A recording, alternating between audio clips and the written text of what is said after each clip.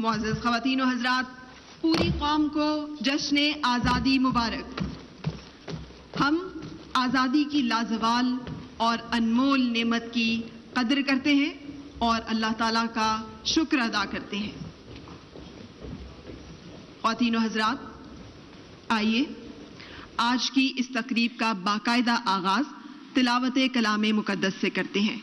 تلاوت کلام مجید کی سعادت حاصل کریں گے عالمی شہرت یافتہ پرائیڈ آف پرفارمنس، ستارہ امتیاز اور ہلال امتیاز ہولڈر قاری سید صداقت علی۔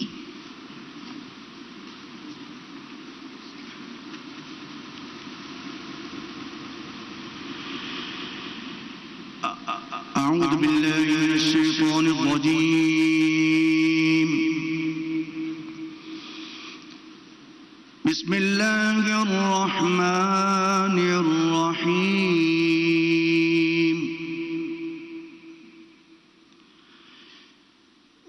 واعتصموا بحبل الله جميعا ولا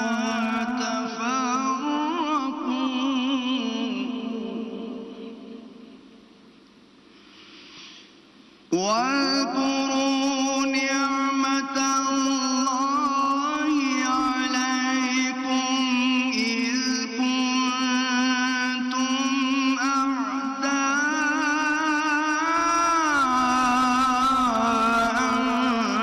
فألف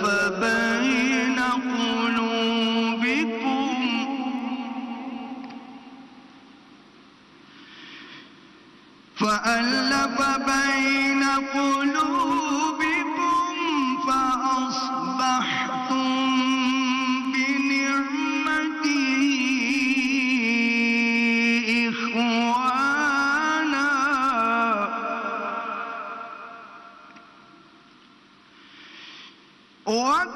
وكنتم على شفا حفرة من النار فأنقذكم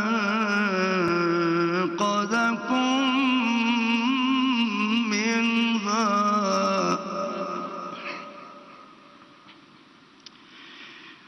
كذلك يبين الله لكم آياته لعلكم تهتدون.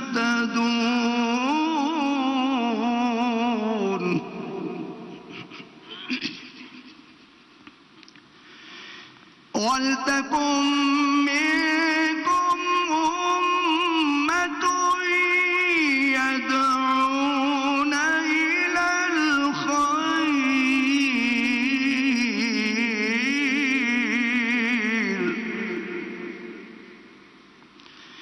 يَدْعُونَ إِلَى الْخَيْرِ وَيَأْمُرُونَ بِالْمَعْرُوفِ وَيَنْهَوْنَ عَنِ الْمُنكَرِ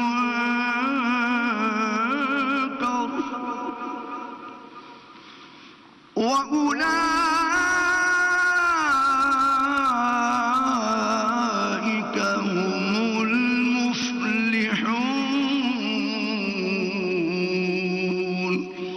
صدق الله العلي العظيم.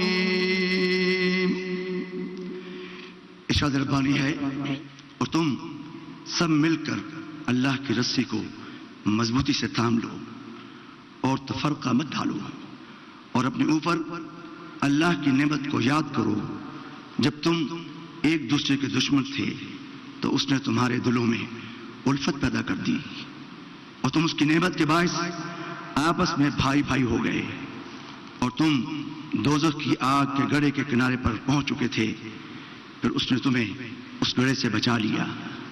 یوں ہی اللہ تبارک و تعالی تمہارے لیے اپنی نشانیاں کھول کھول کر بیان فرماتا ہے تاکہ تم ہدایت پاؤ، اور تم میں سے ایسے لوگوں کی ایک جماعت ضرور ہونی چاہیے جو لوگوں کو نیکی کی طرف بلائے اور بھلائی کا حکم دے اور برائی سے روکے، اور وہی لوگ بامراد ہیں۔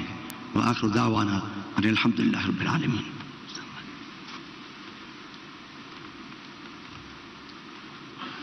جزاک اللہ۔ خواتین و حضرات، اب ہم ذکر رسول صلی اللہ علیہ وآلہ وسلم سے دلوں کو گرمانے کے لیے محترم نور محمد جلال کو دعوت دیتے ہیں کہ وہ تشریف لائیں اور نعت رسول مقبول صلی اللہ علیہ وآلہ وسلم پیش کرنے کی سعادت حاصل کریں۔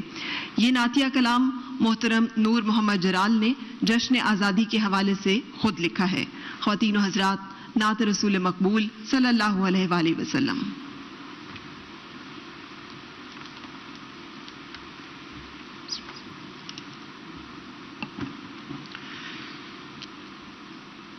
حصار شب میں رہے دامن سحر میں رہے، حصار شب میں رہے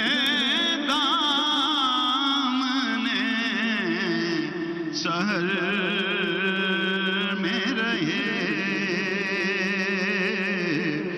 مگر جہاں بھی رہے آپ کی نظر میں رہے، مگر جہاں بھی رہے آپ کی نظر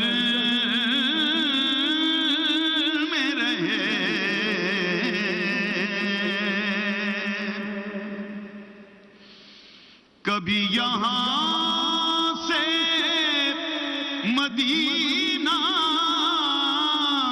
کبھی بسوئے حرم، مسافران محبت اسی سفر میں رہے، مسافران محبت اسی سفر میں رہے،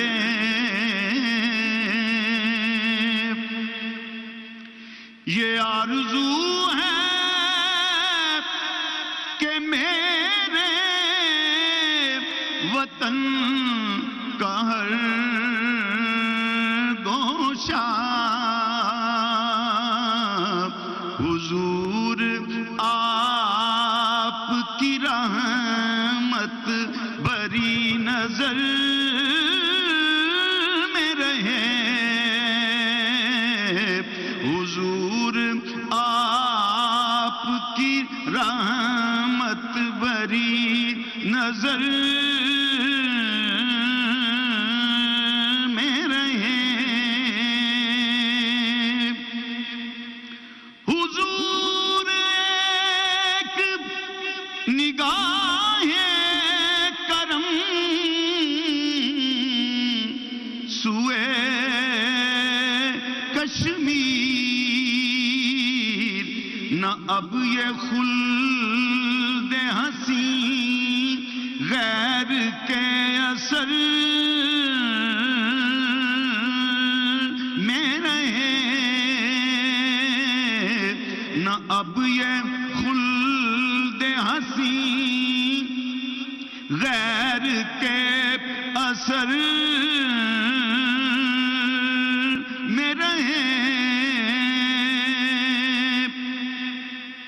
اور میری سپاہ کو ہر گام پر ملے نصرت، نوید فتح و ظفر اس کی راہ گزر میں رہے، نوید فتح و ظفر اس کی راہ گزر میں رہے، ملے عمر کی بصیرت ہر ہر ایک حاکم کو علی کی غیرت ایمان، ہر ایک گھر میں رہے علی کی غیرت ایمان، ہر ایک گھر میں رہے۔ مجھے تو اس کے سوا نور کچھ نہیں درکار، بس ان کی نعت میری عمر مختصر میں رہے۔ حصار شب میں رہے، دامن سحر میں رہے، مگر جہاں بھی رہے آپ کی نظر میں رہے۔ آج دل کی بات کریں، اس بات کا احاطہ کریں کہ ہم کن مشکلات سے گزرتے ہوئے آج یہاں پہنچے ہیں، اور آج کا کچھ حال بیان کریں، اور پھر مستقبل کے لیے جو کوششیں ہم کرنا چاہتے ہیں، جو نیت ہم اپنے ساتھ باندھنا چاہتے ہیں، جو جستجو کرنا چاہتے ہیں، اس کے متعلق کچھ نکات آپ کے سامنے رکھ سکوں۔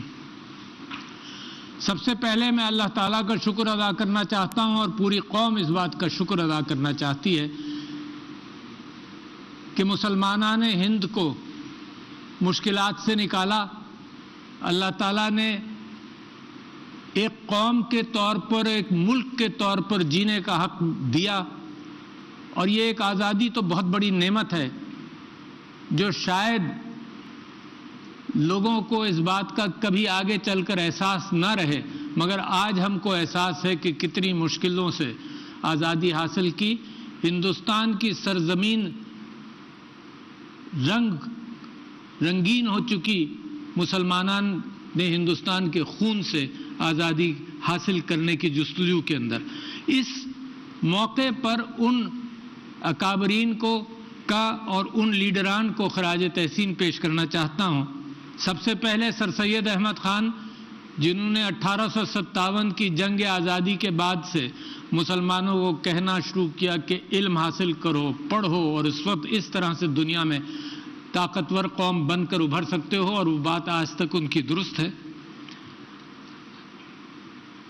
اس کے بعد سر شاہ محمد سلطان شاہ محمد آغا خان، جو پہلے صدر تھے مسلم لیگ کے۔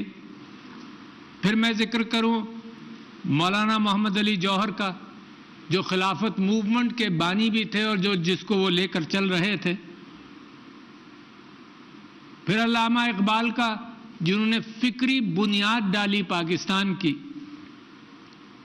اور شہید ملت لیاقت علی خان صاحب کا، اور اس کے بعد قائد اعظم محمد علی جناح کا۔ بڑی انتھک محنت کی ان لوگوں نے، بڑی قربانیاں دیں، اور ان قربانیوں کی بنیاد پر ہم آج یہاں پر موجود ہیں۔ تو جیسے میں آپ سے عرض کر رہا تھا کہ ہمارا ماضی، حال اور مستقبل، تینوں چیزوں کا اگر ہم دائرہ کر لیں تو ہمیں اندازہ رہے گا کہ ہماری سمت کس طرف جا رہی ہے۔ ان 74 سالوں کے اندر یہ کبھی مت بھولیے گا کہ ہمارے اوپر 3 جنگیں مسلط کی گئیں مختلف بہانوں کے ذریعے۔ اسلحے کی دوڑ بر صغیر کے اندر اور اس خطے کے اندر جاری ہے۔ یہ دوڑ غربت کو مزید منفی کرتی چلی جاتی ہے، اور پاکستان اس دوڑ کے اندر پھنسایا گیا ہے۔ میں سمجھتا ہوں کہ اس کے باوجود ایک زرعی ملک غذائی ضروریات اپنے ملک کی پوری کرتا رہا، اور اب ایک صنعتی ملک بھی بنتا جا رہا ہے۔ اور اس کے بعد اور اس کے ساتھ ساتھ ایک IT ملک بھی بن رہا ہے۔ میں سمجھتا ہوں کہ اس دور کی جب آپ کہانی لکھیں گے اور سوچیں گے تو بڑے بڑے کام بھی ہم نے کیے اور مزید آزمائشوں میں ہم مبتلا ہوئے۔ بڑے کاموں کے اندر میں آپ سے ذکر کرنا چاہتا ہوں کہ 1974 میں جب ہندوستان نے ایک ایٹم بم کا دھماکہ کیا تو 7 سال کے اندر پاکستان اپنی ذہانت کے ساتھ محنت کر کے ایک نیوکلیئر ڈیٹرنٹ اس نے بنایا، دنیا کی ان اقوام میں شامل ہو گیا جو ترقی یافتہ اقوام ہیں، جو ایٹمی اسلحے سے اپنا دفاع کرنا جانتی ہیں۔ یہ بہت بڑی بات ہے جو مستقبل کے اندر جو میں بات کرنا چاہتا ہوں کہ اپنی ذہانت کے اعتبار سے پاکستان آج بھی اس جگہ پر کھڑا ہے کہ دنیا کی اقوام کے اندر ایک ترقی پذیر ملک بڑی جلدی بن سکتا ہے 7 سال کے اندر۔ اس کے بعد افغانستان کے حالات جیسے خراب ہوئے تو پاکستان نے دہشت گردی کا مقابلہ کیا، اور وہ واحد ملک ہے، اگر پاکستان کے آپ مغرب میں دیکھیں تو جو حال مشرق وسطیٰ کا کیا گیا اور جہاں دہشت گردی کی وجہ سے تباہی ہوئی، پاکستان نے ایک دیوار کھینچی اور پاکستان نے اس کے اندر تقریباً 1 لاکھ جانوں کی قربانیاں اور $150 ارب کا نقصان برداشت کیا، مگر جیت کر نکلا اس کے اندر سے۔ یہ اللہ کا احسان ہے، اور میں خراج تحسین پیش کرنا چاہتا ہوں اپنی افواج کو، اپنی پولیس کو، اپنے معاشرے کو، اپنے لوگوں کو جنہوں نے دنیا کے اندر یہ مثال قائم کی۔ بڑی بڑی سپر پاورز ناکام ہوئی ہیں اور آج کل آپ اس کے اثرات دیکھ رہے ہیں، مگر پاکستان نے کامیابی حاصل کی۔ تو یہ وہ کامیابیاں ہیں جو پاکستان حاصل کر چکا ہے۔ اسی کے نتیجے میں اور کیا ہوا؟ اس کے نتیجے میں یہ ہوا کہ 35 لاکھ افغان مہاجرین پاکستان آئے اور پاکستان نے ان کو پناہ دی، کسی کے اوپر احسان نہیں کیا، اپنی اخلاقیات اور اپنی اقدار کا مظاہرہ کیا، اپنے آپ کو مضبوط کیا اخلاقی اعتبار سے۔ وہ قومیں جو اپنے آپ کو یہ کہتی ہیں کہ یہ ہیومن رائٹس کی بادشاہ ہے، ان کا بھی آپ نے حال دیکھا۔ ان کے مقابلے میں پاکستان کا آپ مقابلہ کریں، دیکھیے ہر مقابلہ اس بات پر نہیں ہوتا کہ کون کتنا پیسہ بناتا ہے، اخلاقیات کی بنیاد پر قومیں بنتی ہیں۔ اگر آپ مقابلہ کریں تو اس وقت دریاؤں میں اور سمندروں میں مہاجرین کو ڈوبنے دیا جاتا ہے، کشتیوں میں ڈوبنے دیا جاتا ہے، مگر ان کو پناہ نہیں دی جاتی۔ پاکستان ایسا ملک ہے جس نے 35 لاکھ مہاجرین کو پناہ دی اور اپنے آپ کو مضبوط کیا، اخلاقی اعتبار سے مضبوط کیا۔ تو میں یہ وہ چیز تھی جو آپ کے سامنے رکھنا چاہتا تھا کہ کہاں پاکستان نے کس انداز سے آزمائشوں کو اپنی ترقی کے لیے، اپنی ارتقاء کے لیے، اپنی ذہنی اور اخلاقی ترقی کے لیے پاکستان نے کس طرح سے سبقت حاصل کی۔ اس کے بعد یہ بھی ثابت کیا اس قوم نے کہ کوئی مشکل، کوئی آزمائش آئے تو اس کے اندر ہم پورے اترتے ہیں، اپنی جیبوں میں ہاتھ ڈالتے ہیں، اپنا وقت نکالتے ہیں، چاہے وہ 2005 کا زلزلہ ہو، چاہے وہ 2010 کا سیلاب ہو، چاہے وہ کووڈ ہو، مگر پاکستانی قوم مل کر مقابلہ کرتی ہے۔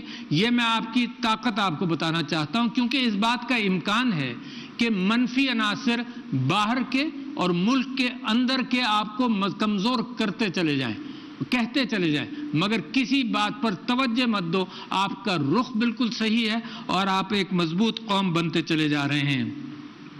اسی کے اندر میں آپ کی توجہ دلانا چاہتا ہوں ایک کامیابی جو آپ نے پچھلے دنوں حاصل کی۔ جب کووڈ کی بیماری پاکستان کے اندر آئی تو پرائم منسٹر صاحب نے ایک بہت بڑی بساط بچھائی اور اس کا آپ کو احساس ہونا چاہیے تھا، انہوں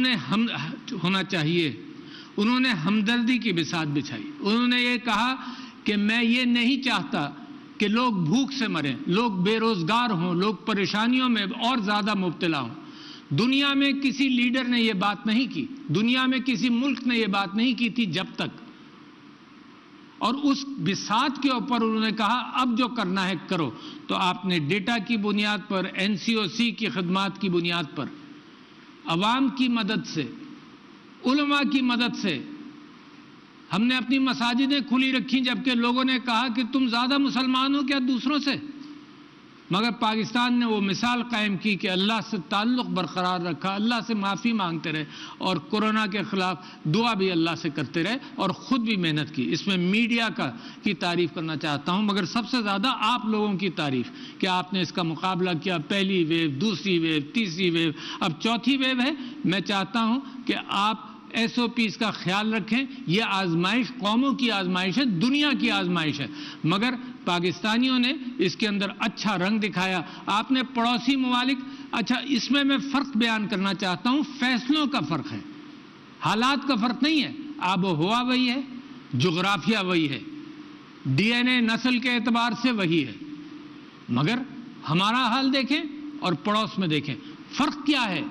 فرق کیا ہے؟ یہ ہے کہ آپ نے ہمدردی کی بساط ڈالی، آپ نے اللہ سے دعا کی، خود جتنا بھی ڈسپلن دکھایا وہ اتنا کافی تھا کہ آپ مقابلہ کر سکیں. تو میں سمجھتا ہوں یہ کورونا کے اندر جو کامیابی ہے یہ میری اور آپ کی طاقت ہے، اس کو پہچانیے. اس کے ساتھ ساتھ، اس کے باوجود ایک اور کام بھی ہم نے کیا کہ ہماری معیشت ترقی کرتی رہی. اس کے باوجود معیشت ترقی کرتی رہی. آپ مشکلات میں پھنسے پھر بھی معیشت ترقی کرتی رہی. لوگ کہتے رہے سب جھوٹ ہے، سب غلط ہے. 4% شرح نمو کے اندر فرق آیا. دنیا دیکھ رہی ہے آپ کی طرف.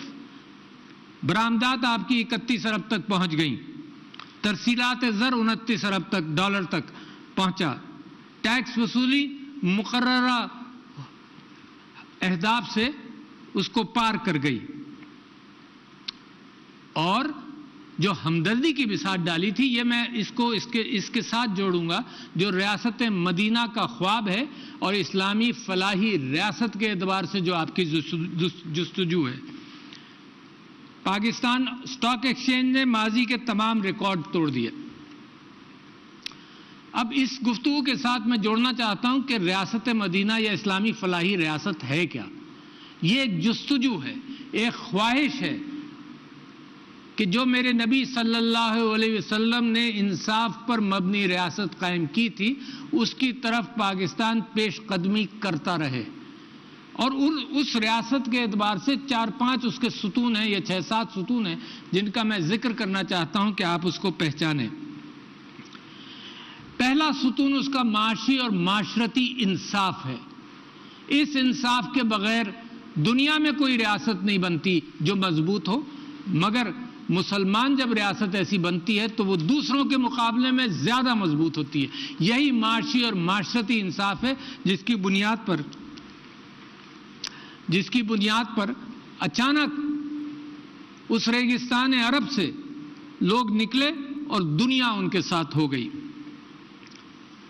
دوسرا اور تیسرا اصول یہ ہے جو پاکستان چاہتا ہے جس بنیاد پر اپنے آپ غربت ختم کرے، وہ اصول یہ ہے کہ پاکستان کے اندر آپ صحت کا لوگوں کا خیال رکھیں، ریاست خیال کرے. یہ بنیادی ضرورت ہے جس کا ریاست خیال کرے. تیسری چیز تعلیم کا خیال کرے. یہ لوگ انسان کے، ہماری آبادی کے حقوق میں سے شامل ہے. تو یکساں تعلیمی نصاب ایک بہت بڑا قدم ہے جس کے اندر آپ سب کو برابر کرنے کی کوشش کر رہے ہیں. اس کے نتیجے میں غربت سے انخلا ہوگا. جب یہ حکومت بنی تھی تو وزیر اعظم نے ہندوستان کو یہ کہا تھا کہ امن کی طرف آؤ.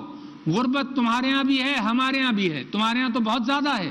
امن کی طرف آؤ، اور تم ایک قدم اٹھاؤ گے تو ہم 2 قدم اٹھائیں گے. اس کو کمزوری سمجھا گیا. بعد میں جو جارحیت کی گئی وہ بھی، اس کا بھی جو پاکستان نے مزہ چکھایا اس کو بھی کمزوری سمجھا گیا جب ہم نے پائلٹ واپس کیا. تو ریاست مدینہ کے اندر بھوک سے نجات آپ کو تاریخ کے اندر خلفائے راشدین اور میرے نبی صلی اللہ علیہ وسلم کی اسوہ حسنہ سے ملتا ہے کہ نبی پیٹ پر پتھر باندھ کر دوسروں کا خیال کرتے تھے. خلفاء نکل کر اس بات کا احساس کرتے تھے کہ کوئی بھوکا نہ رہے. اور سر پہ چھت ہو.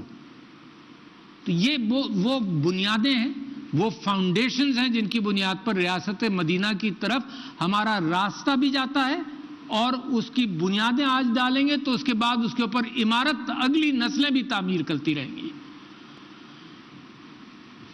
میں اسی سلسلے کے اندر احساس پروگرام کو آپ کے سامنے رکھنا چاہتا ہوں کہ بہترین کام کیا اور کووڈ کے دوران کیا. 170 ارب روپے تقریباً 1.5 کروڑ خاندانوں تک پہنچائے، اور 1.5 کروڑ خاندانوں کا مطلب 8-10 کروڑ لوگوں تک یہ بات پہنچی کہ جب مشکل تھی تو اس غریب ملک نے اپنی جیب میں ہاتھ ڈال کر اس کا اہتمام کیا کہ کوئی بھوکا نہ رہے، کوئی بھوکا نہ رہے، کوئی بے روزگار نہ رہے، کوئی بڑی مشکل اور آفت پاکستان کے اوپر معیشت کی آفت نہ آئے. 50,000 اسکالرشپس دی گئیں. نیا پاکستان ہاؤسنگ اسکیم جس کا میں ذکر کر چکا، جس میں تقریباً 400-450 ارب کے پروجیکٹس رجسٹر ہو چکے ہیں. آسان قرضہ دیا جا رہا ہے، اور میں اس بات سے واقف ہوں کہ جو رقومات مختص کی گئی ہیں لوگوں کو قرض دینے کے لیے، وہ رقومات پوری استعمال بھی نہیں ہو رہی. اسٹیٹ بینک آف پاکستان مجھ سے اور لوگوں سے یہ بات کہتا ہے کہ جو رقومات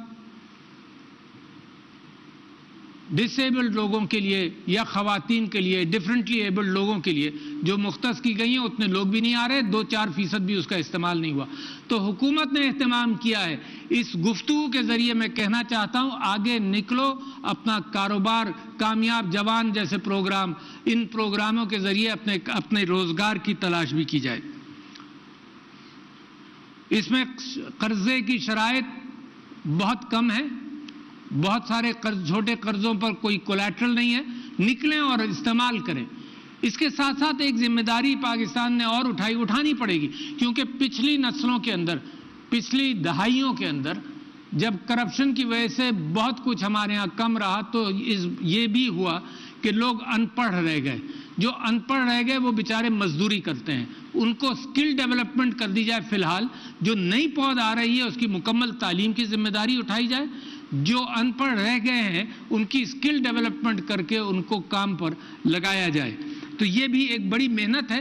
تو لہٰذا بہت ساری ذمہ داریاں آپ کے اوپر آ گئیں، مگر میں آپ کو اطمینان دلانا چاہتا ہوں کہ آپ کے اندر جو اللہ تعالیٰ نے خصوصیات اب ڈال دی ہیں، آپ اس قابل ہیں کہ اس قوم کو ترقی یافتہ ممالک کی صفوں کے اندر بہت جلد کھڑا کر دیں. ضرورت ہے اس بات کی کہ اس قوم کے اندر امید ڈالی جائے. ضرورت ہے اس بات کی کہ وہ جو فالس پروپیگنڈا، فیک نیوز جس کی بنیاد پر خبریں بنتی رہتی ہیں، اس سے نکلا جائے. دنیا جو مرضی آئے کہے آپ سے، آپ ایک مضبوط کوششوں کے ساتھ پاکستان کی ترقی کے اعتبار سے اپنے ذہن کے اندر اور اپنے کاموں کے اندر اپنے آپ سے اور قوم کے ساتھ انصاف کریں.